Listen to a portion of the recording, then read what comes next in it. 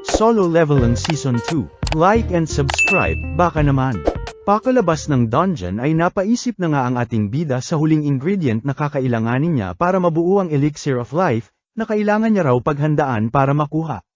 Bagamat malaking tulong ang mga secret dungeon na pinapasukan niya para tumaas ang kanyang antas ay di pa rin daw ito sapat ayon kay Jinwoo. Kailangan niya nga raw ng mas matataas pa na dungeon para magpalakas, na magagawa niya lamang pasukin kung mataas ang kanyang hunter rating. Mukhang kailangan niya na raw tapusin ang pagpapanggap bilang isang A-rank lamang, at magpa-reassess muli ng magawa ang kanyang mga plano. Kinabukasan ay agad nang nilakad ni Jinwoo ang pagpapa-reassess ng kanyang hunter rating.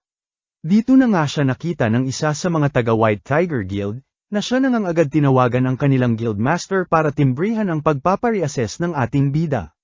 Samantala, rekta naman nang nagpa-assess si Jinwoo, kung saan pinahawak sa isang malaking itim na bola ni Ate Bantay para sila'y makapagsimula. Lubos naman ang pagtataka ni Ate pagkat error daw ng error ang nasabing aparato, kaya naman tinawag na nito ang boss nito para malaman ang problema. Dito na nga nagulat ang lalaki pagkat napagtantong wala raw sira o mali sa kanilang aparato, bagkus ay di lang daw nito kayang sukatin ang anumang kapangyarihang taglay ng ating bida, na nangangahulugan daw na isa itong S-rank. Nagkagulo na nga ang mga tao sa narinig na balita, at di makapaniwalang hindi ma-assess ang taglay na kapangyarihan ng ating bida, at sinabing pang-10 pa lamang na tao si Jinwoo na nangyari ito, at pang-10 S-rank ng kanilang bansa. Mas kinagulat na nga ng mga tao nang makita si Choi Jong-in sa nasabing building, ang guildmaster ng Hunters Guild. Ang hunter na tinaguri ang ultimate weapon na ayon kay Jinwoo ay kabaliktaran ng kanyang palayaw dati.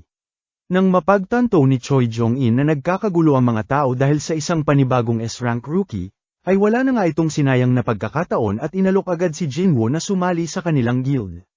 Abat dead mga lang dito si Jinwoo at dinaanan lamang ang isa sa mga pinakamalakas na S-rank ng kanilang bansa, na lubos na ngang nagulat sa kanyang ginawa.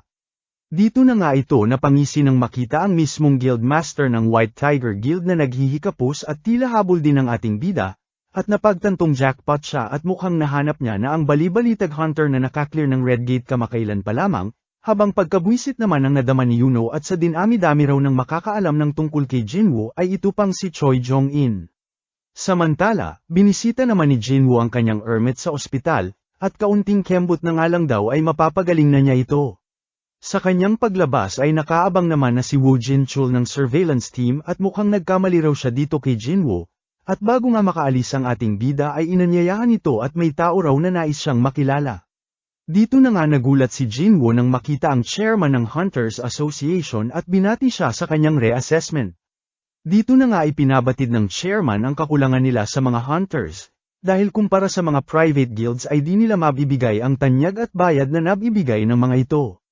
Ito nga raw na si Woo Jin-chul ay isa na sa mga pinakamalalakas nilang hunter ngunit isa lamang A-rank, di na nga raw siya magpapaligoy-ligoy pa at mariing inanyayahan si Jinwoo na sumali sa kanilang guild, di na nga raw lingid sa kaalaman ng lahat na halos hindi na gobyerno ang may kontrol, o hawak sa kaligtasan ng lahat, bagkus ay nasa 5 pinakamalalaking guilds ng kanilang bansa, na halos magkakapantay lamang ngayon. Ngunit kung sasali nga raw si Jinwoo sa isa man sa mga ito ay mawawala sa balanse ang lahat. Dito nga raw pumapasok ang importansya ng Hunters Association bilang tagapamahala ng lahat, o sabihin na nga lang daw nilang pang-anim na kapangyarihan bukod pa sa Big Five. Napaisip naman si Jinwoo sa offer ng chairman at sa adhikain nito, at sa mga koneksyon ng chairman na siyang magbibigay ng solidong career sa sinuman. Bukod pa sa pagkamangha nito na makakasama ang pinakaunang S-rank ng kanilang bansa, na ayon pa nga kay Jinwoo ay may pambihirang lakas, na halos tatapat sa kanya kahit matanda na ito at sa kabila ng mga pinagdaanan niya.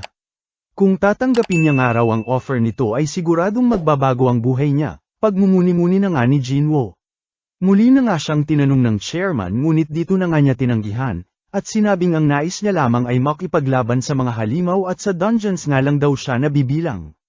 Kinagulat na nga ito ng chairman at nakita ang kadesididuhan sa mata ng ating bida, at kung bata-bata lang daw sana siya ay hindi siya magdadalawang isip na samahan si Jinwoo sa adhikain nito. Kalaunan ay nagpaalam na nga ang ating bida habang nagpasalamat naman ang chairman sa oras na nila ni Jiwoo para sa kanila, Sa isip-isip naman ng ating bida ay tinanggihan niya ito pagkat D-rank at E-rank dungeons lamang ang hawak ng Hunters Association, na walang maitutulong sa pagpapa-level up at pagpapalakas niya para nga mag-amit ang kanyang nanay. Samantala, pinakita namang bagbog sarado si Boy Yabang sa ospital, na tinanong ng isang lalaki na tinawag nitong Deputy Chief kung talaga daw bang isang magic beast ang nakaharap nito. Pabalang naman itong sinagot ni Dongso at saan daw party naging tao ang hype na nakalaban niya. Nagpaalam na nga lang ang Deputy Chief at sinabi kay Dongso na magpagaling, sabay sinabi na pinasundan na nila ang lalaki ngunit di lang daw nila sigurado kung mahuhuli pagkat kung mismong siyang araw ay walang pan-apat dito ay paano pa raw sila. Kinagalit na nga ito ni Dongso at naalala ang pagbabanta sa kanya ng airpat ni Jinwoo, na huwag nga raw gagalawin ng pamilya nito pagkat kahit kamatayan ay di raw siya maliligtas kung nagkataon. Samantala, online shopping naman ang ating bida at naghahanap ng artifacts na magagamit niya at magpapalakas sa kanya bago niya tahaking muli ang Demon's Castle, ngunit lubos problema ang kamahalan ng mga nasabing artifacts. Dito na nga ito napaisip na ibenta ang bowl ang kristal na nakuha niya kamakailan lang, na kayang doblehin ang magic damage ng user nito kaya siguradong malaki daw ang bentahan kung sakali. Pero syempre pagmumulan daw ito ng pagdududa ng iba dahil isa lamang siyang E-rank sa ngayon at di pa official ang pagiging S-rank niya, maliban lamang daw kung meron siyang record na pumasok sa isang E-rank dungeon, na medyo alanganing mapasok ng isang E-rank na katulad niya. Abat sa kanyang paghahanap ay sakto namang meron siyang nakitang trabaho, na nangangailangan ng mga menero ng anumang antas sa isang E-rank dungeon. Di na nga ito pinalampas ni Jinwoo at agad pinuntahan, kung saan binubuo ng strike team na siyang lalaban sa mga halimaw, mining team na siyang kokolekta ng mana crystals, at collection team na siyang kokolekta ng mga bangkay ng halimaw. Sa loob ng dungeon ay pinakita na nga ang strike team, sa pangunguna ng mismong guildmaster na si Choi Jong-in, na siya na ngang basic tumapos sa mga halimaw na nasa loob ng dungeon. Sa lakas nito ay nagmukha lamang mga post-poro ang kalaban at kinailangan pa ng mismong tanks nila para hindi sila madamay sa lakas ng kapangyarihan nito. Huwag nga raw silang mag-alala at hindi niya naman daw masyadong sinunog ang mga kalaban kaya kahit papaano ay may mga makokolekta pa rin sila dito. Matapos nito ay rekta lumabas na nga ang strike team at naubos na ang mga halimaw, bukod sa dungeon boss para hindi muna magsara ang dungeon, at trabaho na ng mining team ang susunod para kolektahin ang mga mana crystals na nasa loob. Namangha naman si Jinwoo lalo na sa guildmaster at wala man lang daw gallows, pati na ang strike team, kahit A-rank dungeon ang ni-raid ng mga ito, habang ito namang mga kalalakihan sa paligid ay tanging ang second in command ang napansin, ang naging pang-siyam na S-rank ng kanilang bansa, ang tinaguriang The Dancer, Cha Hae-in. Maging si Jinwoo ay di na itago ang pagkamangha sa dalaga dahil sa taglay nitong pambihirang aura. Walang ano-ano'y natigilan naman ang dalaga at tila may naramdaman daw siyang malakas sa paligid, at inakalang nasa paligid daw si Chairman Go, sabay muling nagtakip ng ilong at may kaartihan sa mga amoy. Since tapos na nga ang strike team ay work mode na sila Jinwoo, ang mining team, kanya-kanya na nga silang trabaho habang di naman mabaliwala ni Jinwoo ang nararamdamang aura ng dungeon boss na tila mas malakas daw sa mga nakaraang kalaban niya, na siya nang nagpangiti rito at naku-curious daw siyang malaman kung gaano kalakas ang isang A-rank boss. Walang ano-ano'y bigla na nga lang siyang binangga ng isang bully since isa lamang siyang A-rank, at huwag daw harang-harang sa daan. Sa buwisit ni Jinwoo ay tinitigan niya ito ng matalim na siya nang nagpatiklop sa mayabang na lalaki muntik pa maihi sa kanyang panty. Maging mga kasama nito ay napansin na nga nakakaiba ang ating bida, at nagtataka kung i-rank lang daw ba talaga si Jinwoo at napapawawawi sa katawan ng ating bida. Pagdating ng break time ay ayaw pa ring paawat ni Jinwoo sa trabaho, kaya iniwan na muna ng kanyang mga kasamahan at break time nga nila. Abat sinamantala na nga ito ng ating bida para masilip ang dungeon boss na kanina niya pa trip puntahan.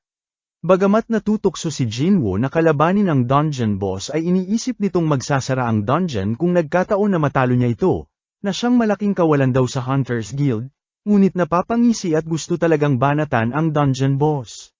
Hanggang sa matigilan na nga ito nang biglang lumitaw sa kanyang likod si Hae-in at tinatanong kung ano ang ginagawa niya sa lugar na yun.